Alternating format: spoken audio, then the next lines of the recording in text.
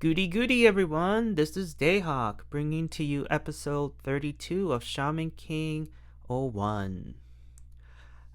Before I start, there's news going around that apparently episodes 18 and 19 of 2021 is going to be delayed due to the Olympics. So, in case you were wondering, hey, how come Dayhawk hasn't been posting new videos of 18, 19? Now you know why.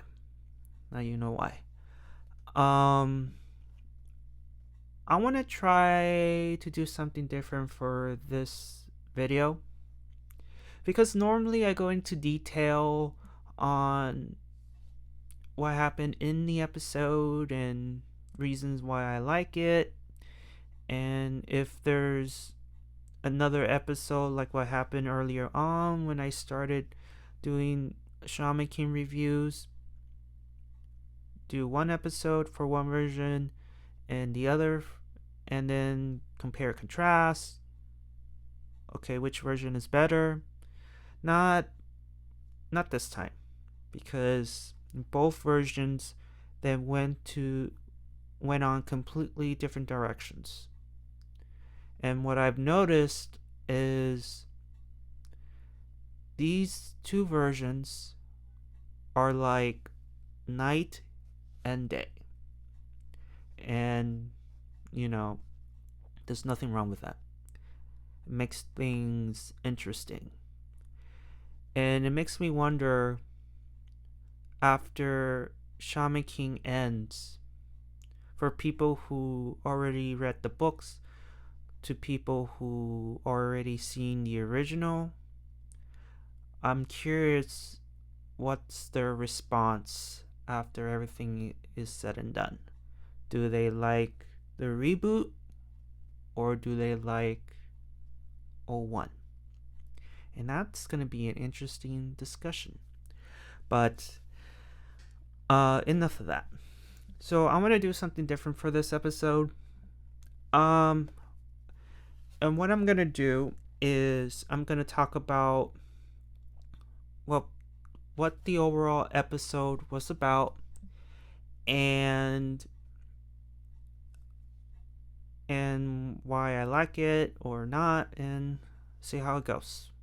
So everything is raw here. Whatever I say, it comes out. It may turn out to be opposite of what I said, but it's my show. So the overall episode for Shaman King 01 is heavily based on Horohoro. And this episode is kind of like the Bluebell episode. And the only difference is Bluebell was not introduced in this version. Instead, you have a shaman named Alan who lives in the forest, and he is, you could say, a protector of nature. Just like Bluebell in a way. Bluebell is a ranger, and Alan is the shaman who lives in the forest, who protects the forest animals. He's pro nature. And in the beginning of the episode, again, Yo and the gang are stranded, and poor Ryu is trying to summon Billy. And guess what happened to him this time? So it wasn't a herd of cows crossing the road. His car broke down. His car broke down. And I think one of the boys was telling him, just give it up, he's not coming. And of course Ryu is like, don't not underestimate Billy, he will be here. But if Ryu only knew what went down. And so they're stranded, they're hungry, and they're thirsty. And so Horohoro volunteers to venture off on his own to see if he could find the nearest town, or maybe bring back some meat and they could cook it, whatever. And so he leaves, but not before leaving them like a block of ice to lick off, because they're thirsty and they're dying. And that's where it leads to Horohoro going into the forest trying to find food, and then Alan pops up saying that you're not allowed to kill the deer. And Horo discovers that he's a shaman and wonders why, if you're a shaman, are you participating in the tournament? And he said no. And Horo was like, really? Because he assumes that whoever's is a shaman is required to participate in the tournament. And there's some who failed. Others, like Alan, just decides not to participate in the tournament, which Horohoro was like all shocked and confused, but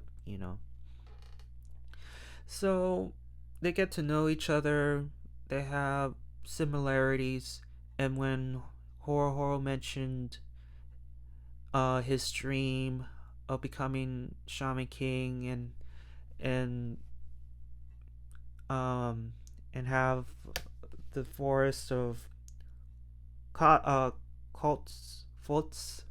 I butchered the plants, but he wants to bring nature back into the world, and he pretty much won him over and doesn't make fun of him, because normally when Horohoro tells his dream of having this huge green forest is whatever, the majority of the people laughs, but at least not Alan. And they're talking about nature, and what I find it to be very interesting is that Alan believes that nature and humans, he does believe that they can coexist, but separately. And Horo was like, no, like I believe that nature and humans can coexist, equally. And it's like, um how do I say this? They have different beliefs in terms of humanity. And you could say Alan despises humans due to the fact of humans mistreating nature, killing animals. And Horo was like, I can understand that, but humans need to eat, you know? And poor Horo, he was still starving, and he's like, can I get this deer? Could I eat this bird? And Alan was like, no, I'm gonna take you to I'm gonna take you on the path to the nearest town, so stop it. So they walk and they meet this road, and he points out, follow this trail, this road, and it will lead you to town. And not before you see these people on these like tree cutting, these special cars that, to bulldoze trees and cut wood and that sort of thing. These people appear and they begin to cut down trees and destroy, not really destroy the forest, but they're just cutting down trees and just not ruling everything, but you get the drift. You get the drift. And Alan goes ballistic and he goes to attack them, which he kind of did destroy a couple of vehicles, and then they turn around and uh, drove off.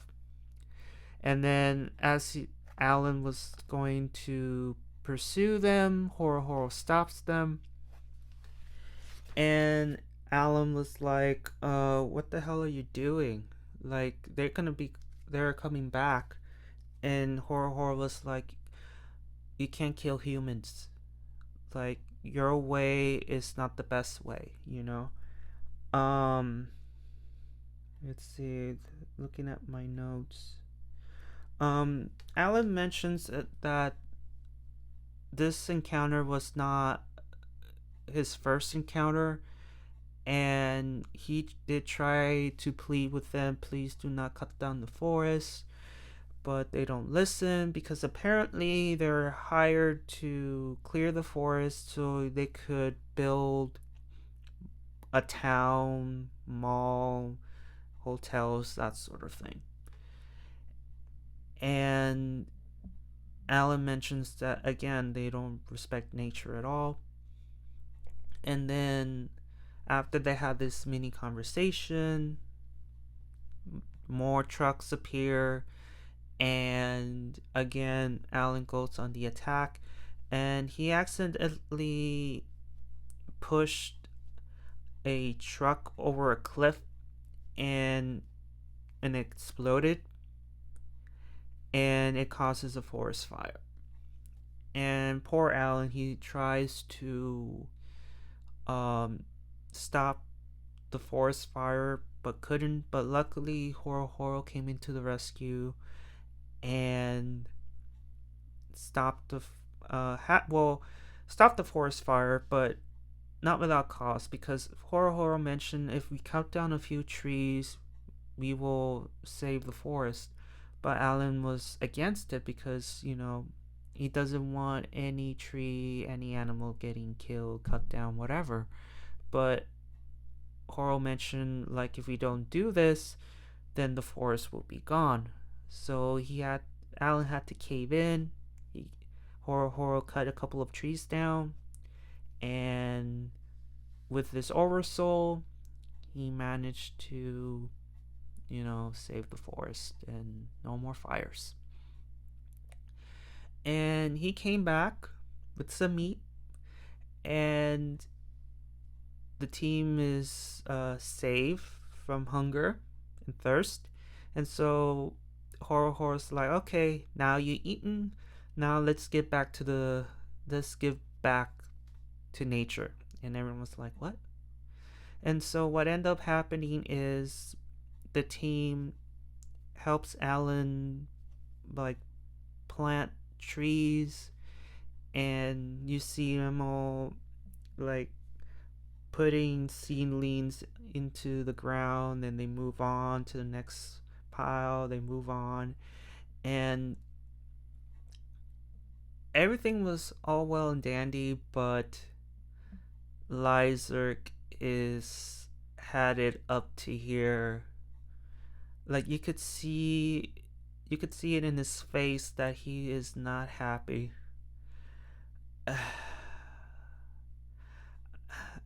Again, I mean, I'm sure back then, and for people who are watching this show, they tend to view Lyserk as an annoying bastard, because oh my god, it's like he's like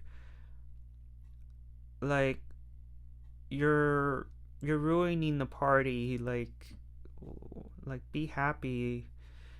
But it's just I think Lyserg is so frustrated. Like I want to go to Patch Village. He thinks that Hal is already there, and it's just he's just had it has it up to here. And in the final scene, um, you get to see Hal and this kid talking, and this kid asks Hal, "Why are you so fascinated with this boy?" And Hal doesn't give like a straight answer, and this kid suddenly asks him like, "Are you gonna be angry if I kill Yo?"